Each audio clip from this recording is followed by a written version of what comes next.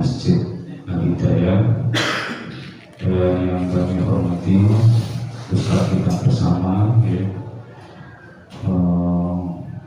Segenap saudara-saudara yang sekarang berada di Masjid Al-Hidayah yang saya cintai karena alhamdulillah pagi setengah siang ini sangat penggal malih sangat berjumpa kembali dalam keadaan sehat walafiat. Amin. Kumpul kita di majelis yang insya Allah penuh barokah ini mendapat ridho. Amin. Sehat sejahtera. Saudara-saudara, alhamdulillah tadi datang pertama ada suasana baru. Mungkin kalau kemarin-kemarin saya datangnya agak telat, jadi nggak tahu ternyata ada proses ngaji seperti tadi, masya Allah, alhamdulillah. Jadi salah satu rencana Allah yang unik ya, yang kadang tidak kita sadari. Allah itu memaksa kita untuk berbuat baik, karena kadang-kadang kita tuh diminta untuk berbuat baik secara halus oleh Allah, diingatkan secara halus oleh Allah. Kadang kita tidak menghiraukan. Akhirnya oleh Allah iki nek dijaluk nang jowo malah gak gelem ngaji, malah gak gelem jamaah, malah ra iso salat duha. Wis kesoleh tak lebur wae.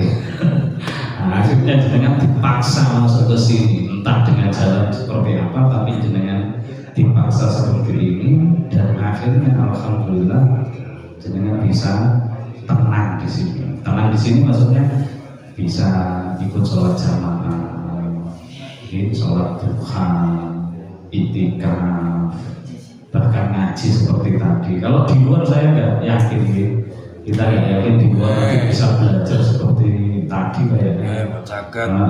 Nyakit gawe, kayak harus tahu malah. Malah biasanya nyolong. Ya, alhamdulillah di sini malah jadi titik balik kita, ini salah satu titik balik kita justru ditempatkan di sini.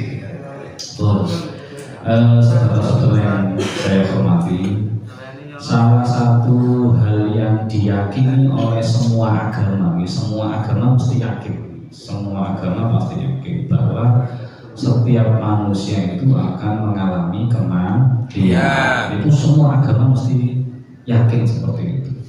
Bahkan yang tidak beragama sekalipun, yang mengaku ateis atau tidak percaya, tidak mempedulikan agama, agnostik sekalipun, itu pasti yakin lah kalau suatu hari, suatu saat dia akan mati, pasti. Lah, yang dipermasalahkan adalah ma ba'dal maut, setelah kematian itu yang terjadi apa? Ada yang berkeyakinan setelah mati ya selesai, jadi tanah, kembali ke tanah. Nah, kalau kita orang Islam, orang mukmin, kita percaya bahwa setelah mati ada kehidupan setelah mati, ada alam kubur atau disebut alam barzakh, kemudian juga ada alam akhir, tempat di mana kita mempertanggungjawabkan semua amal-amal kita, tempat di mana satu-satunya kita bisa mendapatkan keadilan seadil-adilnya. Mungkin mungkin jenengan merasa saya kok merasa dizolimi atau merasa tidak menerima keadilan di dunia. Ya wajar, karena di dunia bukan tempat keadilan. Jadi keadilan itu ada di alam akhirat. Kemudian setelah kematian yang diyakini oleh kita umat Islam, nanti ketika di alam kubur kita kan akan ditanyai oleh malaikat. Sudah kenalan sama malaikat? Malaikat Munkar dan Nakir, insya Allah kita sudah tahu. Nah, salah satu pertanyaannya atau urutan pertanyaannya yaitu man rabbuka, siapa Tuhan, wama dinuka, apa agamamu, waman nabi yuka, siapa nabi, wama kita kita buka apa kitabmu. Aina kiblatuka, di mana kiblatmu, dan yang terakhir bukan ikhwanuka, siapa saudara-saudara. Nah itu kalau kita sudah dapat contekan seperti ini, sebenarnya kan kita bisa saja ngapalkan di sini. Nah, tapi di alam barzakh tidak seperti itu. Yang bisa menentukan kita lancar atau tidaknya itu kan ya karena perbuatan kita selama di dunia ini, dan juga nanti kita matinya dalam keadaan husnul khotimah atau su'ul khotimah, itu yang nanti bisa. Kemudian tadi salah satu pertanyaannya adalah aina kiblatuka, di mana kiblat. Kira-kira jawaban kita yang paling tepat apa? Di mana kiblat kita? Ka'bah. Nah, ini kalau ada cerita Ka'bah. Jadi ini aku opening ya. Kalau ada cerita tentang Ka'bah. Di surat Ali Imran disebutkan tentang ayat 96-97. Ini termasuk perintah untuk haji juga, disambung sama haji. Bismillahirrahmanirrahim. Inna awwala baitin wudi'a lin-nasi lalladzi bi Bakkah mubarakan wa hudan lil alamin. Fihi ayatun bayyinatun maqamu Ibrahim wa man dakhalahu kana amina walillahi 'alan nasi hajjul baiti man istata'a ilaihi sabila wa man kafara innallaha ghaniyyun 'anil 'alamin. Disebutkan bahwa justru rumah pertama yang dibangun untuk manusia adalah Ka'bah. Itu adalah yang dibangun di Ka'bah yang penuh barokah, yaitu Ka'bah itu. Artinya Ka'bah ini bukan dimulai dari Nabi Muhammad saja, bukan dimulai dari Nabi Ibrahim saja, tapi dimulai sejak adanya manusia, yaitu Nabi Adam alaihissalam. Jadi Nabi Adam selain diturunkan di bumi untuk menjadi khalifah, salah satu tugasnya untuk membangun rumah pertama, yaitu Ka'bah. Untuk apa ya? Ini untuk tempat kiblatnya manusia beribadah. Jadi mulai Nabi Adam sudah diperintahkan sholat, yang sholat itu menghadap Ka'bah. Kemudian dalam perjalanan waktu ya, setelah ada zamannya atau ketika zamannya Nabi Nuh alaihissalam, terjadi banjir besar yang sampai banjir besar itu menghancurkan Ka'bah. Tapi sebelum hancur oleh banjir, Nabi Nuh memang didahului diperintah oleh Allah, ambil Hajar Aswadnya, simpan di atas gunung. Nanti anak keturunanmu lah yang akan merenovasi kembali Ka'bah itu. Nah, kemudian Nabi Nuh setelah banjir bandangnya umat Nabi Nuh, tempat pondasi Ka'bah itu hampir tidak tersisa, tidak terlihat bangunannya karena hancur sama-sama. Kemudian setelah Nabi Nuh ada Nabi Hud dan Nabi Shalih. Itu belum ada pembangunan kembali. Makanya disebutkan siapa dua nabi yang tidak berhaji, yaitu Nabi Hud dan Nabi Shalih. Karena memang Ka'bahnya belum direnovasi. Cuma ada ulama yang mengatakan Nabi Hud dan Nabi Shalih itu dihidupkan kembali setelah Ka'bah itu dibangun oleh Nabi Ibrahim. Nah, setelah Nabi Hud, Nabi Shalih, kemudian muncullah Nabi Ibrahim. Nah, Nabi Ibrahim inilah yang diperintah oleh Allah untuk merenovasi kembali Ka'bah bersama dengan putranya Nabi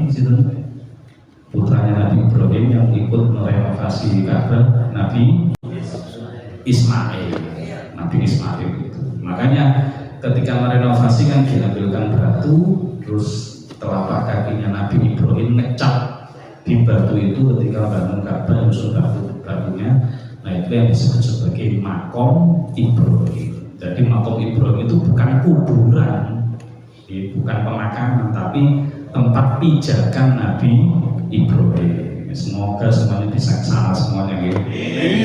Ya, nanti selama ini kadang kita melihat di figura orang-orang kaya, rumahnya kan rata-rata orang mungkin salah satu tahu figuranya itu kan Mekah, ya Ka'bah, Masjidil Haram, Masjid Nabawi.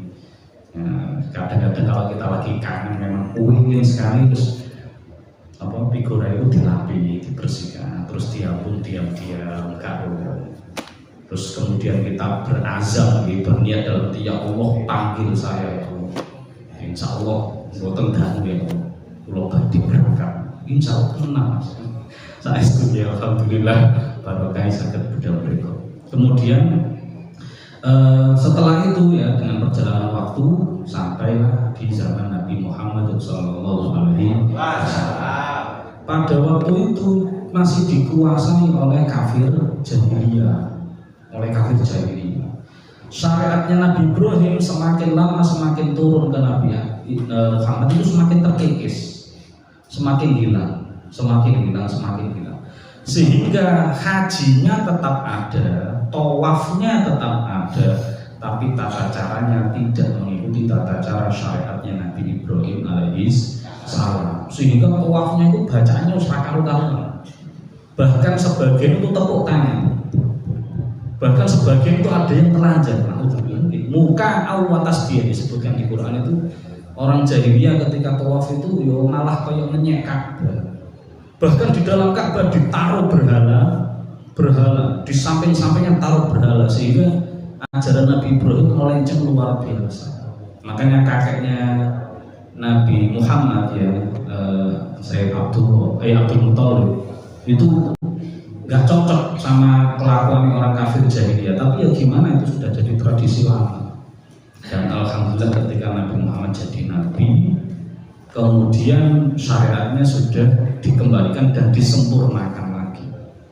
Nah, ketika bulan Rajab sekitar 1 tahun atau 2 tahun sebelum hijrah, itu kan Nabi mengalami peristiwa Isra Mi'raj.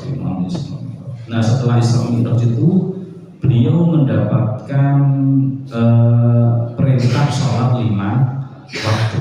Yang mana waktu itu kiblatnya adalah Ka'bah, memang Ka'bah. Sehingga umatnya Nabi Muhammad ya momen sholatnya belum berjamaah sebanyak yang seperti sekarang, karena waktu itu masih di Mekah masih dikuasai kafir jahiliyah, sehingga mereka sholatnya masih sembunyi-sembunyi, jamaah cuma berapa orang, tidak banyak. Kemudian Nabi Muhammad diperintah untuk hijrah ke Madinah. Ketika hijrah di Madinah itu, sampai di Madinah itu bulan Rabiul Awal atau bulan Mulud, tanggalnya tanggal 12, sama dengan tanggal dan bulan kelahirannya Nabi Muhammad SAW.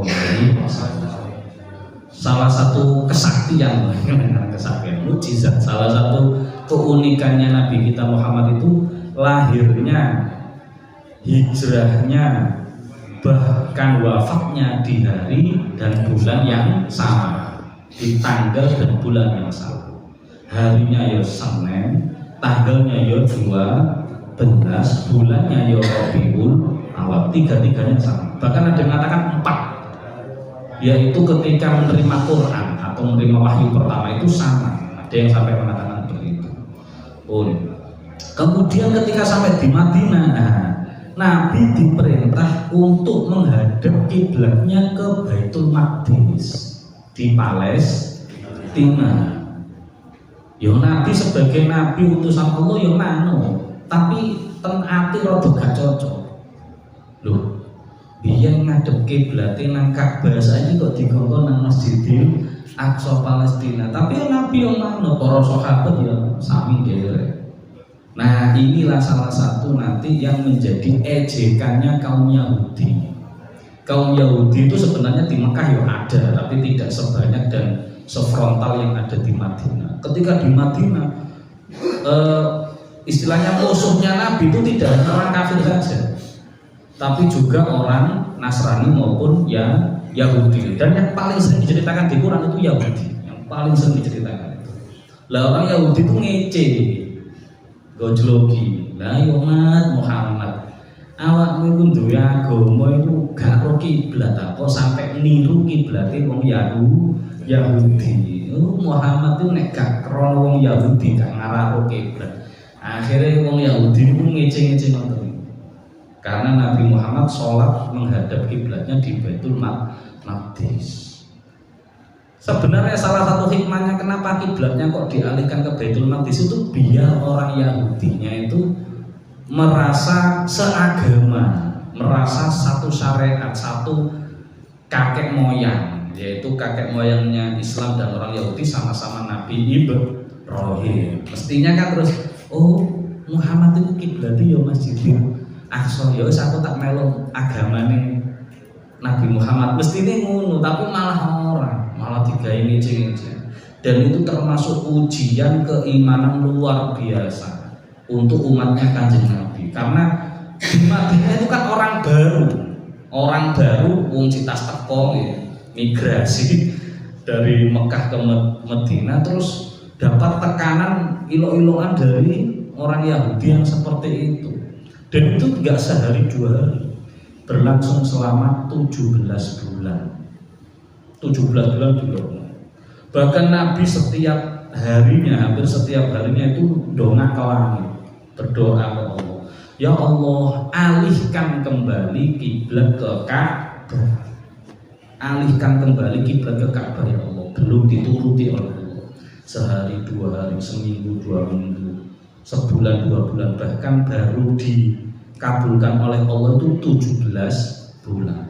Lewat surat Al-Baqarah yang juz 2 awal ini. Ayat berapa ini?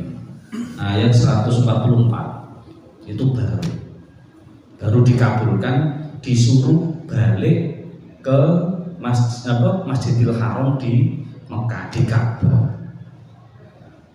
Qad nara taqalluba wajhika fis sama, kata Allah, firman Allah, Allah tahu sebenarnya kamu itu bolak-balik berdoa melihat langit, pengen kiblatnya diganti. Nah, baru sekarang lah falan waliyannaka qiblatan tautuha.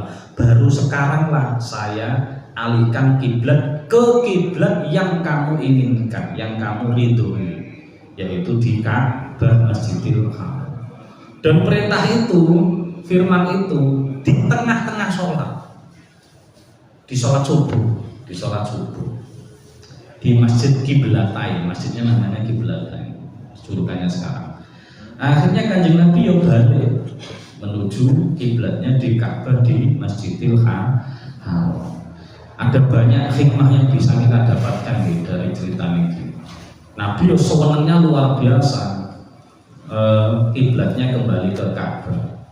Tapi sebagian orang-orang juga keimanannya ada yang belum kuat, sehingga Muhammad kok mencela-mencela, jare mare kiblatnya nang Masjidil Aqsa Palestina, kok balik nang gone Ka'bah Masjidil Haram Mekah. Wah, ini gak tepat. Makanya sebagian ada yang murtad, sebagian ada yang keluar dari agama Islam karena imannya belum kuat. Karena itu cobaan keimanan luar biasa. Dan juga hikmahnya kita jadi tahu bahwa orang sehebat Nabi Muhammad SAW saja itu ketika berdoa tidak semuanya langsung dikabulkan oleh Allah. Beliau berdoa selama 17 bulan itu baru dikabulkan di 17 bulan kemudian, tidak serta-merta. Nah, ini menjadi itu hikmah bagi kita nih. Oh, Nabi ora langsung dikabul.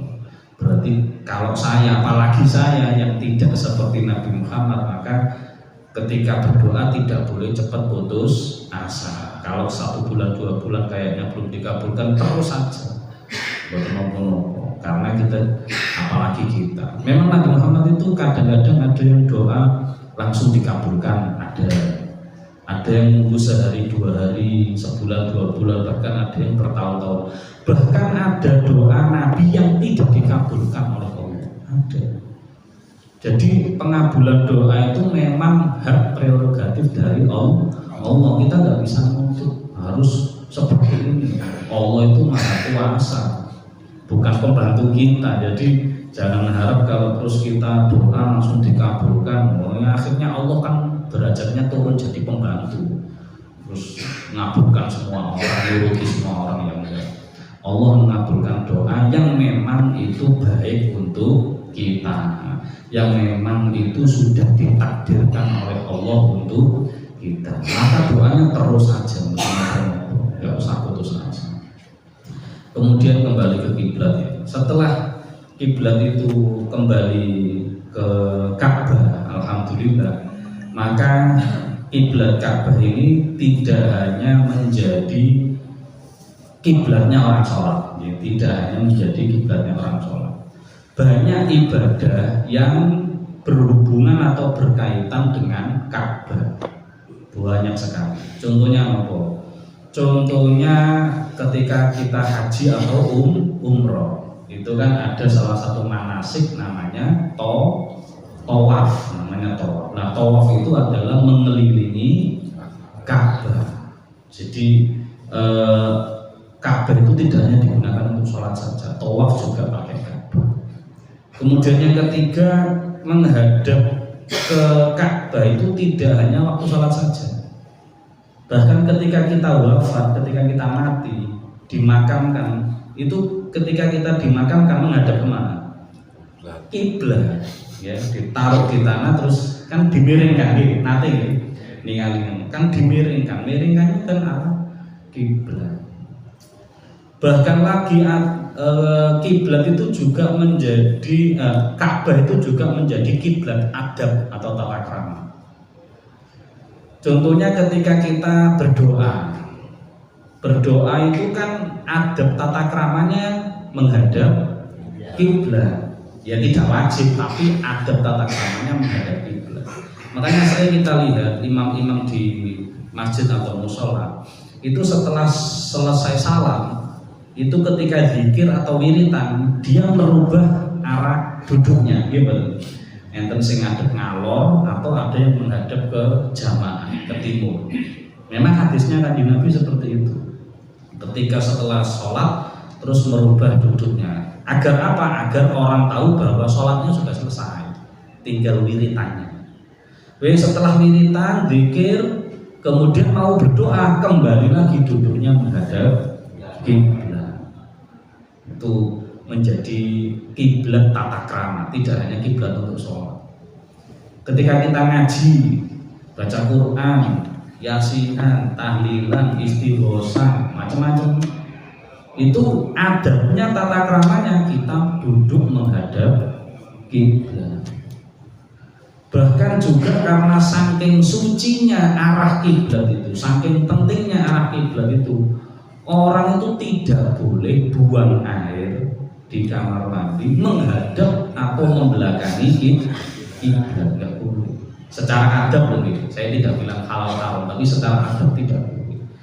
Jadi buang air menghadap kiblat ya nggak boleh, membelakangi juga tidak boleh. Katakan di Nabi syariku au gharibu. Kalau di sini yo nek yo ngidulo apa ngaloro, ala Jawane gini. Nek bahasa sana ya syariku au gharibu, soalnya kan arahnya kiblatnya kan beda.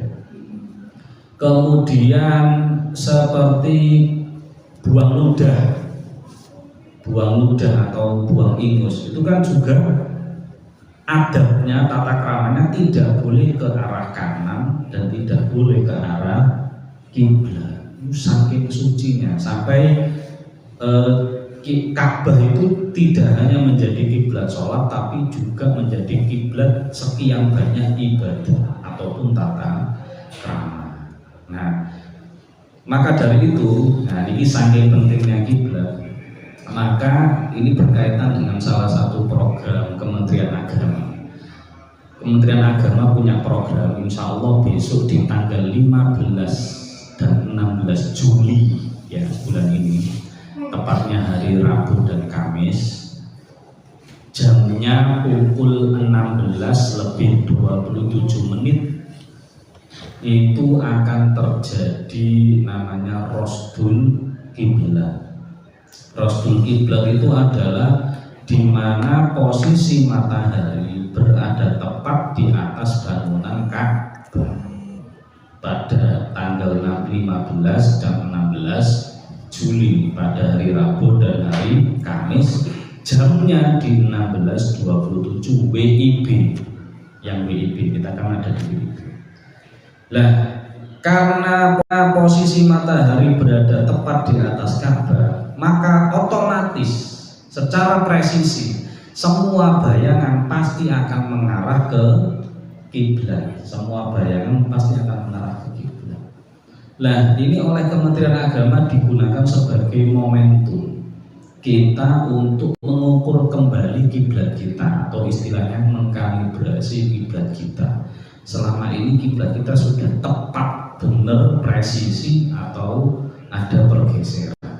Nah, caranya mudah sekali, yaitu besok tanggal 15 atau 16 pada jam 16.27 itu kita tinggal cari bayang-bayang atau sinar matahari yang datang dari barat, yang nanti ada benda yang tegak lurus, yang bayang-bayangnya mengarah ke timur. Maka bayang-bayang yang tegak lurus itu maka dipastikan presisi menghadap ke kiblat. Itu caranya cukup mudah, nggak usah pakai teodolit, alat-alat yang seperti falak astronomi macam-macam, nggak usah, pakai itu saja sudah cukup. Umpama kok ternyata di sini ada lubang angin atau jendela ya yang menghadap ke barat, terus ketika dibuka ada cahaya matahari masuk, ya tinggal dilihat itu, oh ini lurusnya ke sini, ya berarti kiblatnya ke situ. Nah, itu kita bisa mengkalibrasi, mengukur ulang kiblat kita. Gunanya seperti itu. Dan itu durasinya hanya 3 menit.